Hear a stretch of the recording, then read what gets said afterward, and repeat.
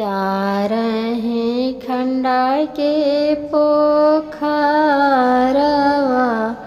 ओइमे बेटी नास पड़ी गईले पापा के नजरिया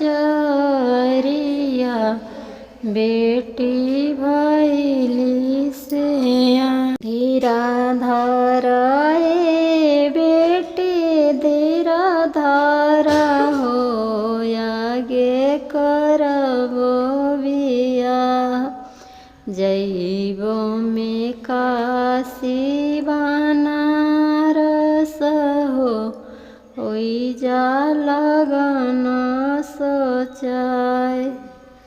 जइबो में काशी बनारस हो ओइजा लगन